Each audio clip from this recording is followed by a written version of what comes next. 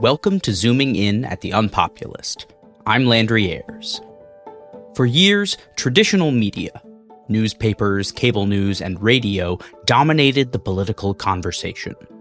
These were the institutions that shaped public discourse, set the agenda, and determined which ideas gained traction. But as the digital ecosystem evolved, a parallel and sometimes overlapping infrastructure emerged, one where influencers, niche content creators, and algorithmically curated feeds have redefined how people engage with information.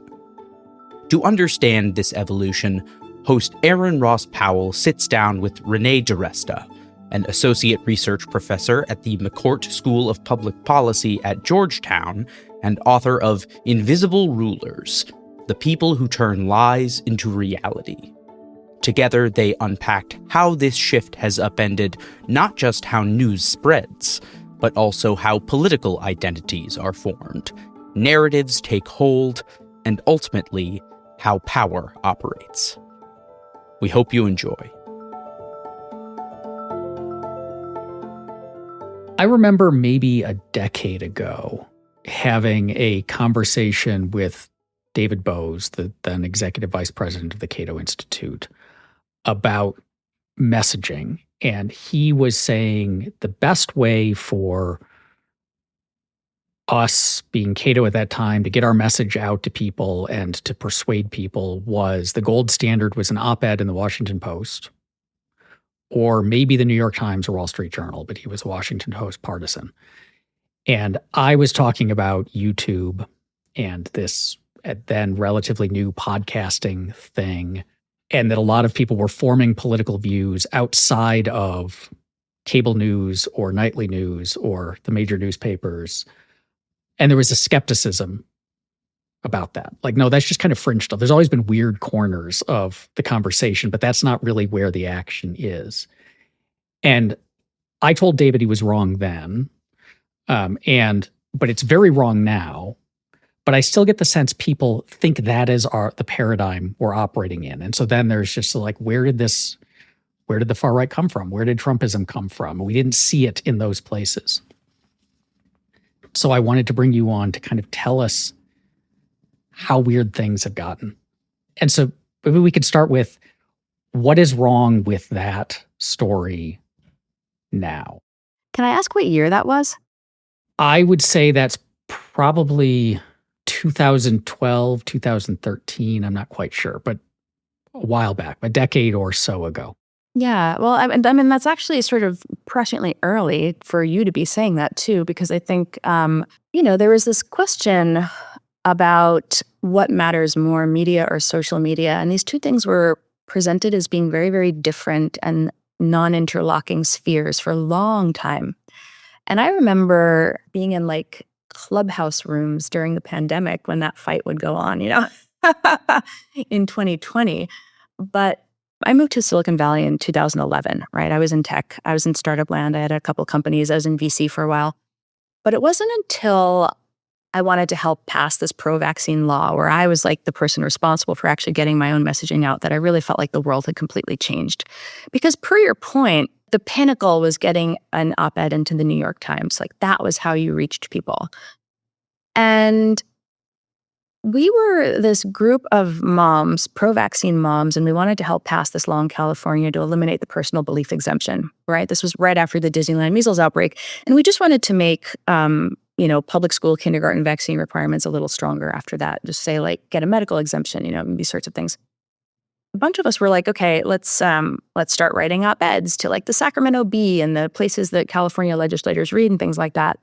But I started looking at the comms of the anti-vaccine movement, right? Essentially the opposition, right? Just doing opposition comms research, and realized that it was 100% online, and that the online audiences were massive, and that they had invested for years. This was 2015 or so, and that, they'd sort of made their first Facebook pages in 2009. And more importantly, that because of the kind of miracles of algorithmic curation at the time, if you searched even to run paid ad targeting on Facebook, it would pull up anti-vaccine keywords, but no pro-vaccine keywords. And just realizing how much investment in infrastructure had happened there.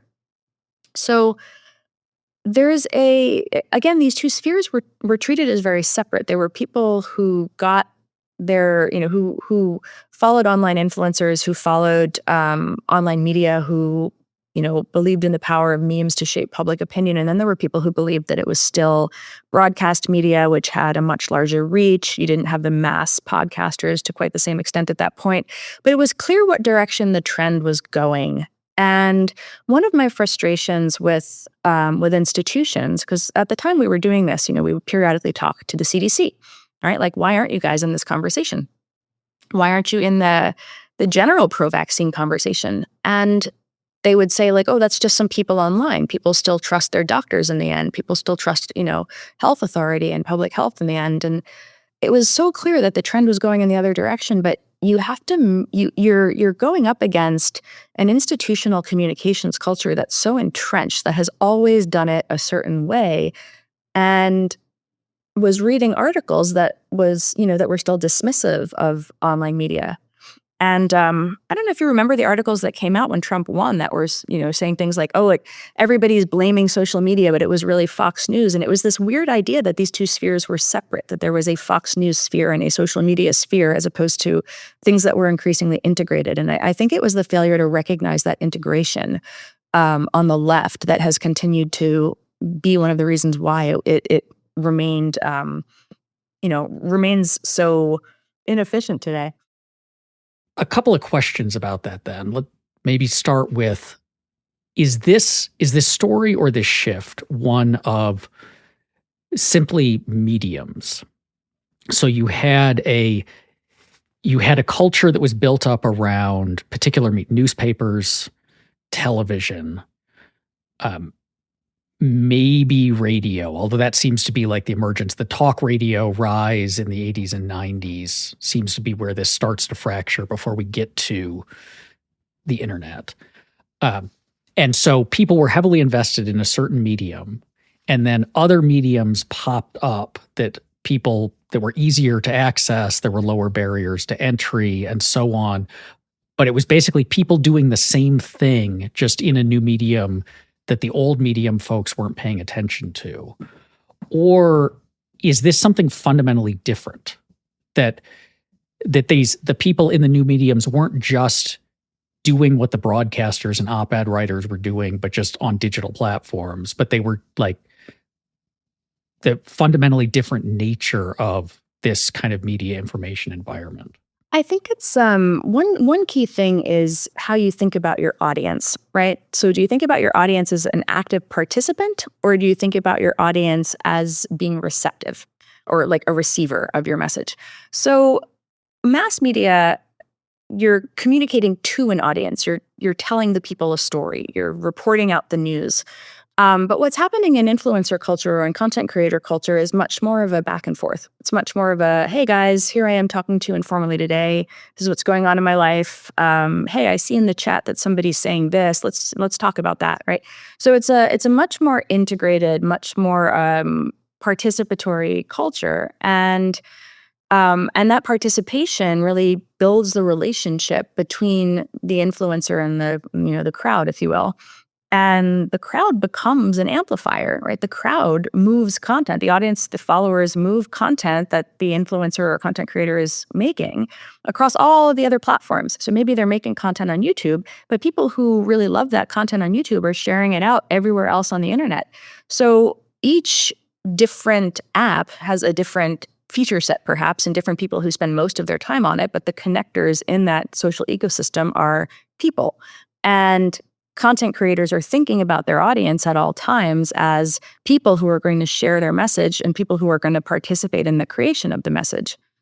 There's another thing that's interesting, which is that in order to be a content creator, you really start by appealing to a particular niche, right? Mass media was attempting to appeal to a very, very broad audience. It's speaking to the entirety of America, right? The nightly news is broadcasting to all of the homes. Whereas the person who is making a Substack or making an Instagram knows that they're not going to be able to reach all of the people at all, all of the people all of the time. And in order to grow their audience effectively, in order to appeal to the algorithm that's going to push their content out, they have to be making content for a particular community of people who then are going to want to engage and share and participate. And so it's just a very different relationship development process and a very different process of relating to the audience and thinking about how the message moves. It's not top down, it's bottom up and participatory. And I think there's room for both. Sometimes I don't want to hear news that is catering to a particular niche. I want to hear as neutral and broad a take as possible. I like listening to the AP. I like listening to Reuters. But people really do like sharing and engaging with media that they feel is created for them, that they feel represents them, and is speaking in the kind of voice that they themselves would be speaking in. Is this where we get the audience capture that you talk about in your book? In the worst cases, yeah. I mean, so, I study adversarial abuse, right? I'm studying the worst things. The bad stuff. There are plenty of influencers out there who are just making good content and, kind of chugging along true to their values and, and are resistant to being pulled in particular weird directions or into weird rabbit holes. There's a real pressure there. I don't know if you remember, after October 7th, people, you would see in the comments on creator posts, why aren't you talking about? And then there would Palestine or Israel, depending on where they thought that they could pull the person to weigh in. And this was a really big deal. And you saw this sometimes during various officer-involved shootings and violence against Black people. You would see that same, why aren't you using your platform to talk about this? And so there are these demands that the influencer will feel at times from the audience to speak in a certain way or say a certain thing or to disavow someone or something or to avow someone or something, right? And so there's that pressure. And one of the things, because you are best able to monetize when you're appealing to a niche, there are other people who are competing with you for that same niche. And so you do see creators who are willing to say the thing, willing to meet the worst impulses of where their audience might want them to go, who go and do that. And that's when we talk about, how did so-and-so get to be, I remember when a person who will not be named was a reputable reporter, and now look at them over here, they're like a UFO crank, right? And you see this, you see these trajectories, and everybody has seen somebody like that, and it's a function of fear of losing the audience if they don't deliver what the audience wants. Well, you were saying that, it made me wonder then, there's this ongoing question, and this goes back to Trump's first victory, or even when he was on his rise before his first victory, of did Trump discover his audience or create it? Was there always that group of people or not? And I think about that in the context of what you just said, that when we see, say, the story come out of this last election, or one of the big stories, is the shift of young men to the right compared to where they were, and the divergence between young men and young women in their political views. And we point to these right-wing Joe Rogan and video game streamers and so on, where young men are getting all this, watching kind of right-wing content. These are the spaces that young men hang out online are just kind of a soup of right-wing stuff a lot of the time. Is that audience capture in the sense that young men have always felt this way, and now there just happens to be these niche creators who are giving them video game content that also tells them that it's bad that girls play video games or something? Or is there an influence thing at play here? I think it's both. I mean, the idea that persuasion happens because you hear something once from a person and then magically your mind changes, like social science and communication research since the 1940s has disproven that. I think the hypodermic needle theory of communication, which argued that you would see something on the media and then your mind would be changed. What was interesting about that study, this is Katz and Lazarsfeld, I think, back in 1947. What was interesting about that, the dispelling of that idea, was that it happened because they began to study how people's political opinions were formed and realized that it was actually groups of, they studied this group of women that were paying close attention to the media, and then they in turn would talk to their friends, to their communities.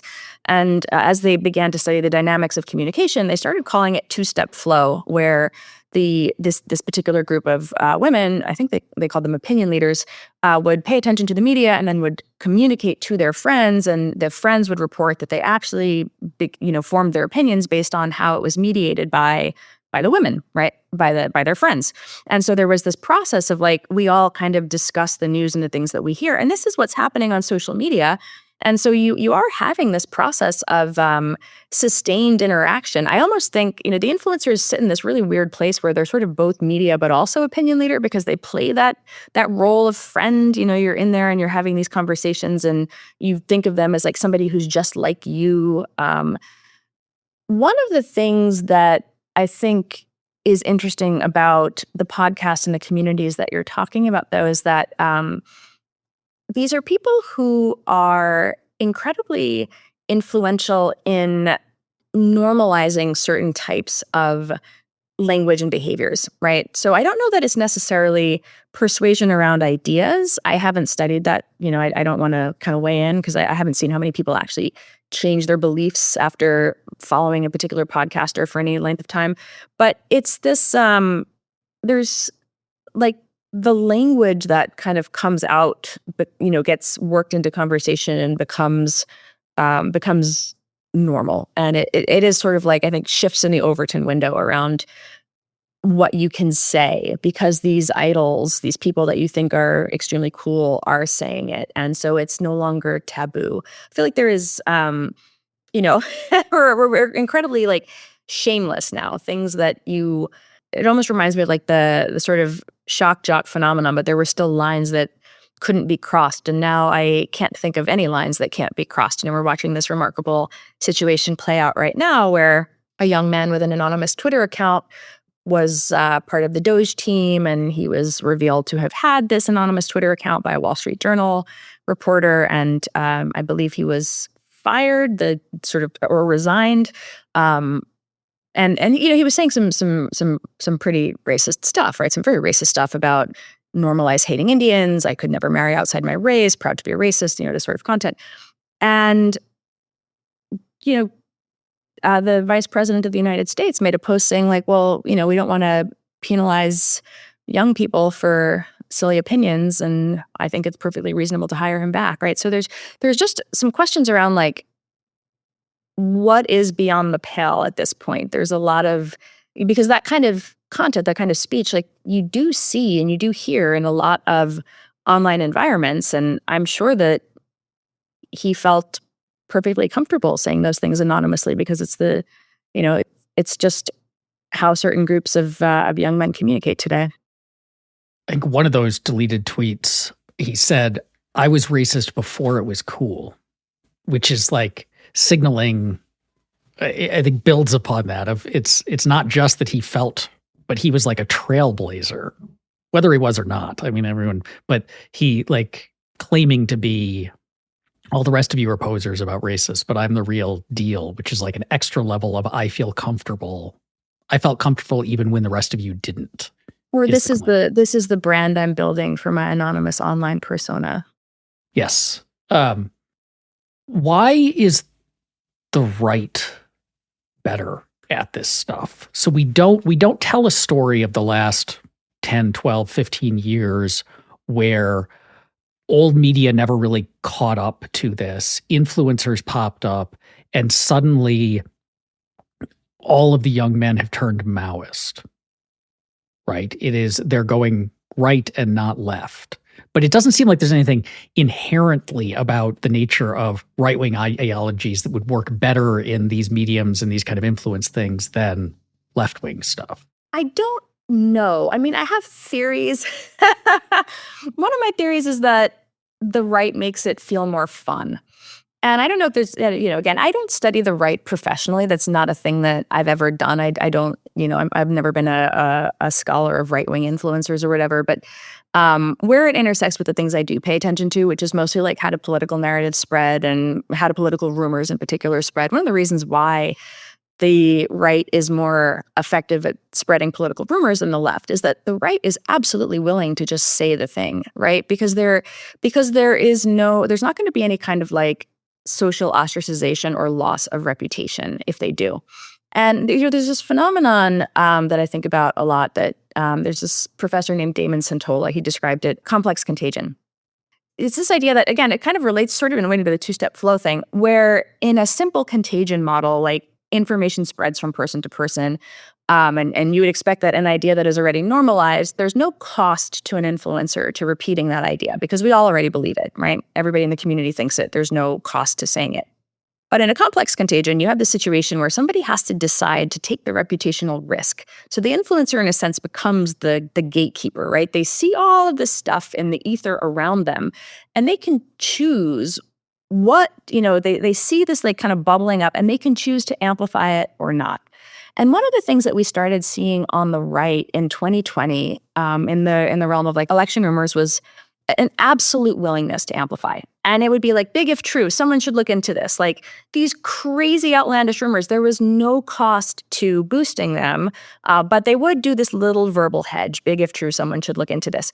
And then by 2022, the verbal hedges were like disappearing. It was like, they're doing it again. They're stealing the election. Look at them. Here they are doing it again, right? Because it was so normalized that you would almost, there's no ostracization, there's no penalty at all because like, why wouldn't you amplify that? Because, your entire base already believes it. There's no cost to you.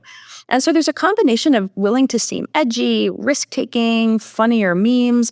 You don't worry about whether or not you're offending somebody. You don't have to be constantly concerned about if your language is going to piss off some random niche, sub-faction of your ideological tent. And it's much more freewheeling. And what this means is that it's very effective for having a whole lot of things that are constantly thrown out there.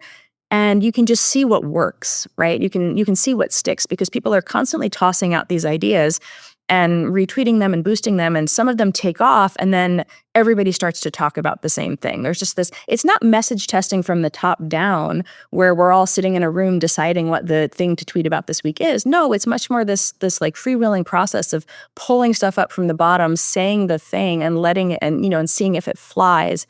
And it's just an extremely different way of engaging versus like, gosh, let me message test this. Did it piss off some constituency or another? It seems like there's a tension between that and those mechanisms and the success that the right has found with those mechanisms and the way they talk about the platforms on which they're having this success. So what you're describing couldn't really work in the old media paradigm because it is to test out an idea on cable news or in a major newspaper is costly. Versus just retweeting something is zero cost, and the mechanisms of spread are also close to zero cost. So it can go viral and it doesn't cost you. And so you can try out everything as you've just described. So that is dependent upon social media platforms. And the right has essentially social media memed itself into the White House now twice. They've had tremendous success in the right-wing podcaster, the online manosphere.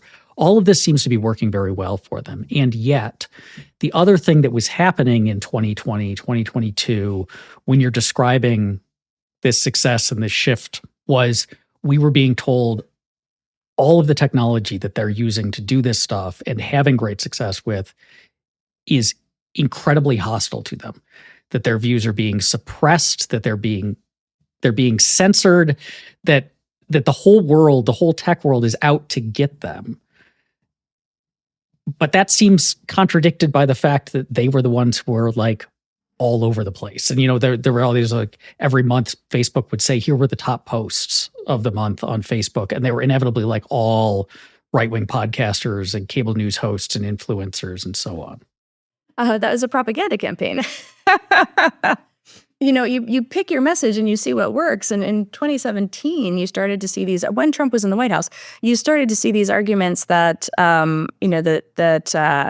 that they were being censored and that the platforms were biased against them and so on and so forth. And so it became very effective, though, because, again, it was a way for everybody has had a bad moderation experience on social media. I'm sure you've gotten some bullshit automated moderator call that was wrong, or like you used a word and you got slapped down for it. Everybody's had some bad call. I used to actually ask people about this. I was really curious about people's perceptions about it on Twitter, because you would see people saying, I've been shadow banned. And I was sort of intrigued by this because it would be completely like normal people with like maybe 100 followers, not prominent at all. And I would periodically ask, like, why do you think that? And they would say, because my friends don't see all my posts, right? So there was some of it came from like a lack of understanding of how curation worked, and that, while your post didn't get surfaced because the algorithm didn't think it was good enough. And, we've all been there. But the ability to create aggrievement is incredibly effective at making people feel called to participate in a messaging movement or an activism, right? So by saying you are being censored, we are being censored, here are all of the examples in which I am alleging that we are being censored. And then you'll recall some of Trump's posts did start to get labeled, right? And then they reframed labeling as censorship. And then they reframed, everything became censorship. And they sort of took this word, this term, free speech. Also, I kind of joke around about this, like free speech as meme, right? Where instead of it being a thing that references a set of laws or values, we just have free speech, the meme, where as soon as you say it, you've invoked that sense of grievance and shared identity, and people know what they're supposed to say and do with that. Same thing with the word censorship. Oh, whenever you hear that, the person who is doing the supposed censorship is bad, and the aggrievement machine kicks off again, and the narrative begins, and you can make another viral moment. So it's a frame that is useful and that you can keep referring to it, and that is one of the ways that that message setting has been very effective. So it's not a thing that's borne out by any evidence, but it was an effective term and an effective campaign, and they continued to run with it. But we've heard stories of administration jawboning. Oh, yeah. And then when Elon Musk took over Twitter, he released a bunch of internal documents, the Twitter files, which lots of people believe shows that there is in fact what's the phrase, that censorship industrial complex at work. Is that just all wrong? Well, I'm told I run it and I don't know what it is. So because I ran it 2 years ago. It's unclear to me. Maybe I got fired. They talk about other people now. No, look, the Twitter files could have been really interesting because platform moderation is completely opaque. Again, as I mentioned, we have all had weird experiences with the auto mods where you're like, why did I get tagged for that? I don't really understand it. There are clearly people who do get shadow banned or throttled for whatever reason. It's not always clear why. And it's also incredibly hard to appeal. And furthermore, the entire process of curation is entirely opaque. You have absolutely no idea why a post is, curated or not curated. And so you have this very opaque system, and it's completely unaccountable private power, right? You have no control over it. And so that does create a lot of suspicion and resentment. This idea that the government was like colluding with the platforms to steal the election from Donald Trump. I think that's what I was accused of doing. That's the part of the censorship complex I ran, allegedly. And, they again, it was just this, like, it was a meme. It was a meme they created. It's a thing that doesn't exist, but they gave it a catchy name. And through that process of creating a catchy name, they managed to allege that, in my case, a private entity doing research and occasionally communicating with another private entity was a secret cabal. And even when we put out the information, about what we were doing or what we had done, it doesn't magically make the meme go away. The meme continues to stick. With regard to the government jawboning, this is a really interesting thing. We should want transparency around government communication with platforms. That is a perfectly reasonable thing for us to be lobbying for, if you will, small L lobbying, in the sense that platforms or governments, I should say, have their own First Amendment rights. They should be at times communicating with platforms. One of the things we saw from the so-called Facebook files that Reason put out was Meta repeatedly reaching out to the government, right? The platform reaching out to the government to ask for guidance on what to curate and surface during COVID. So you see this recognition that the platform has where it's saying, okay, there's a pandemic going on. I should probably surface as good information as possible. Like, who is best equipped to know what that is? Well, it's the CDC, so let me go and ask them. These are communications that are, in my opinion, perfectly reasonable. The idea that the government and the platform shouldn't be communicating at all, I think, is crazy.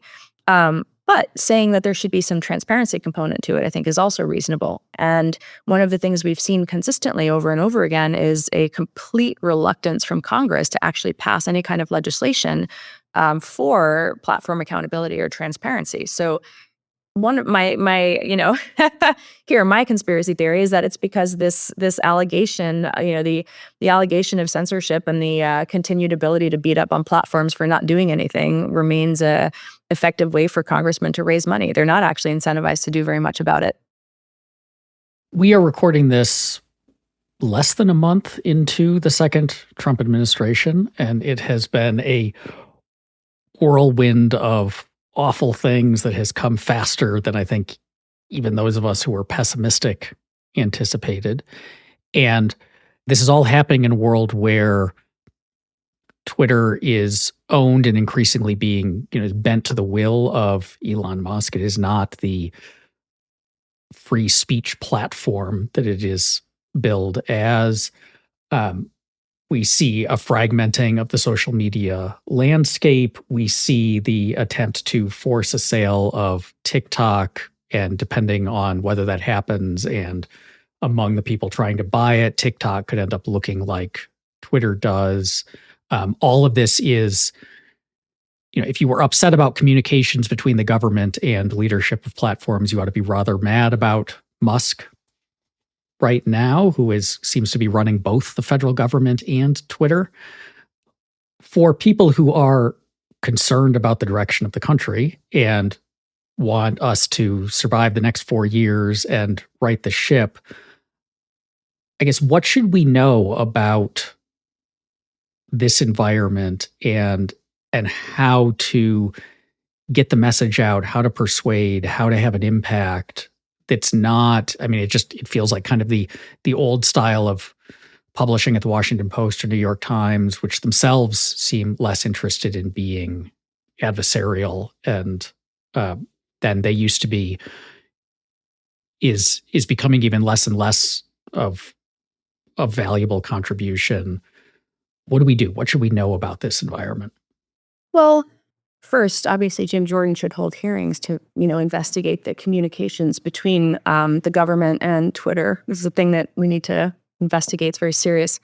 In all seriousness, though, if there was anything that exposes the extent to which that was just a propaganda campaign by a machine, like this should dispel any notion that there was any serious legislative concern in any of those hearings that Congress held.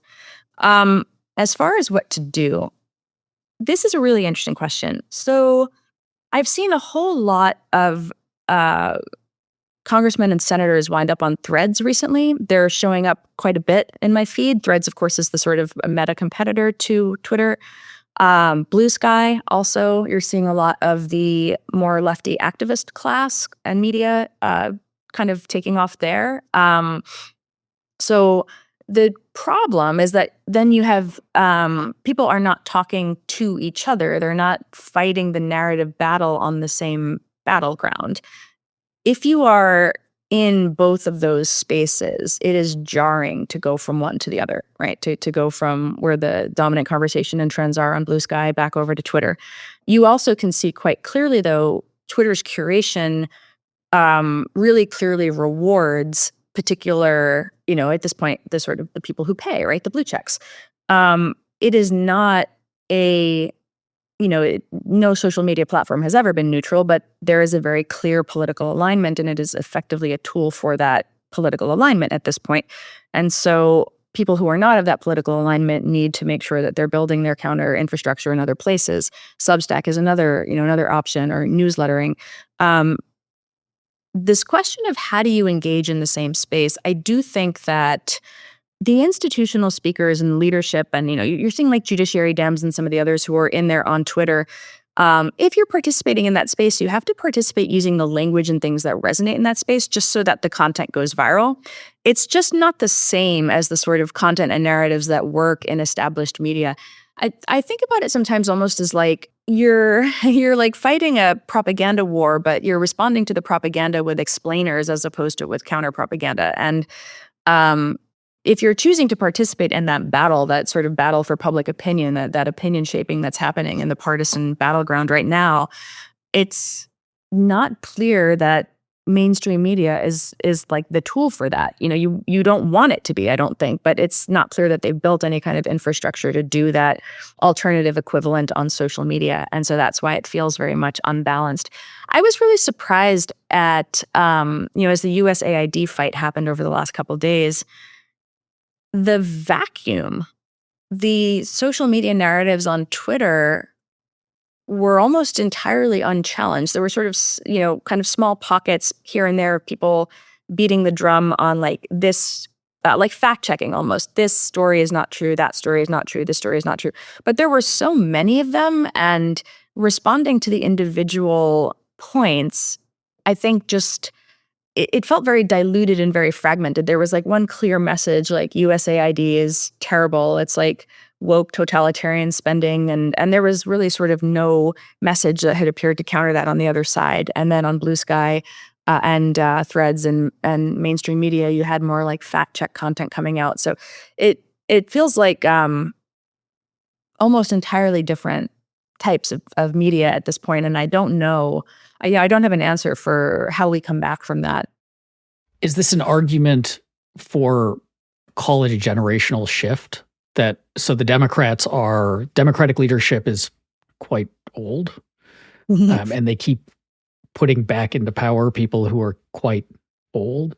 And I know that, I'm active on Blue Sky and have this podcast, but I don't talk in the language that sells on social media. And I think if I tried, it would sound very inauthentic. Like, it's just, I'm not raised in this culture. And so I'm wondering if the answer is, there's that old show 21 Jump Street of like catching the criminals by having these like young police. Like, is that kind of what we need? Is like a liberal 21 Jump Street of, it's the next generation have to be the ones to talk the talk, because it's happening. It's happening. Like, they're there, right? Like, I watch a lot of streamers, and there are, and they make it really funny. It's funny and it's fun, right? And that's when I was getting at. I don't know if I like articulated it as well as I could have, but that same irreverence, that same like sense of we're participating and we're joking around and we're not going to worry about if we use the wrong word and stuff like that. Like, you see that culture in certain places. Streamer culture is very much there. Like, I like watching it. It's entertainment. And it pulls people in, and, you can have a political conversation, but you feel like you're, kind of doing it with your friends. And, it's just very different. There's also, there's like TikTok. I am not personally a big like TikTok person. Like, I don't love it, but people really do, right? And the content is right there. And again, it's this question of like, what do the networks look like? Where are the networks of transmission, where these pieces of content make their way from one spot to the other? Where are the people who are being that glue in the system from one place to another? I don't see it as much. And it's harder and harder to look at these things academically. I think there's a handful of universities that are still studying Twitter data in the way that we used to a couple of years back in 2022 before everybody lost their API access, and can, give you quantitative answers as opposed to vibes. Like Kate Starbird's team at UW is still doing some of this. There's a handful of them that are still in there. But this question of where the narrative hop's happening, and who is the glue in these systems? Like, who are the influencers that are both? There's two different phases, right? You've got people who are coming up with the messages and the memes that work, like, engaging with their audiences and doing that process of like developing, like, just very organically, like, this is how we talk about this. And then there's that process of like spreading it and sharing it and making sure people see it. And these are not necessarily the same thing or the same people. So it's thinking about that entire ecosystem just hasn't really been a focus of the left.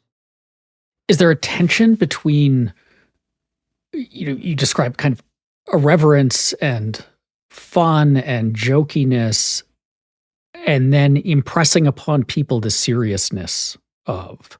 Because I think one way we can interpret, say, the Democrats were very, very quiet in the initial blitzkrieg of after Trump came into office, is a lot of their strategy to beat him in this last election was to portray the serious threat that he represented to the country. And they lost. And so it feels like a lot of them interpreted that as people didn't take us seriously when we said that. They tuned out. They didn't want to hear it. They didn't believe it. And if we go back to that well and say, no, this is actually like really serious, they're not going to believe us. And so we should try to position ourselves as, we'll call out the bad stuff, but we'll try to find ways we'll moderate. But it seems like if we are talking about, legitimate constitutional crisis, that's a harder thing to do jokey video game streaming commentary about than if you are the guys who now think it's fun to be perpetuating the constitutional crisis. I mean, it's an interesting question. I'm also realizing I keep saying left, and I don't even necessarily mean left, right? Because center-right is the people who are troubled by what is happening coalition. I don't even know what we call that. I mean, sort of left has become shorthand, but it isn't even really correct, right? Because there's many, many different, micro communities within that. Getting across the severity of it, I think you can still do that in ways that sound like internet speak. You can do it. I mean, there was a story that came out this morning about the National Center for Missing and Exploited Children being told that I think if I recall correctly, it's that their funding was at risk of being cut if they didn't take down certain LGBTQ content, right? And keep in mind, like when you think about the work that NCMEC does, some of this is, runaways who maybe are leaving home because they are LGBTQ and their families are not supportive. Some of it is kidnapped children. Some of it is trafficked children. And then some of it is child exploitation content, right? These are the people who do some of the hardest work that there is.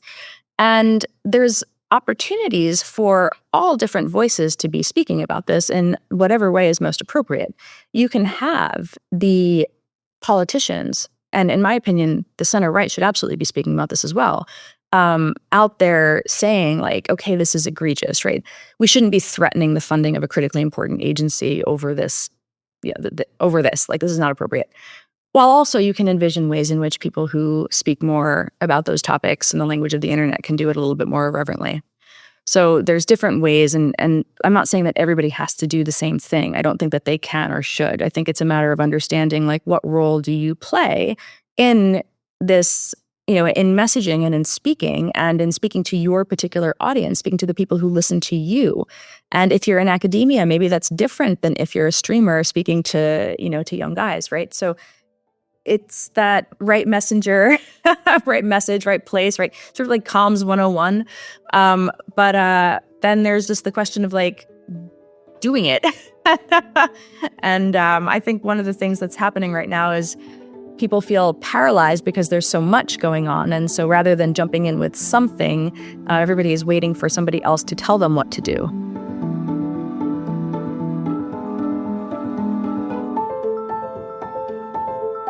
Thank you for listening to Zooming In, project of the Unpopulist. For more like this, make sure to subscribe for free at theunpopulist.net. Until next time.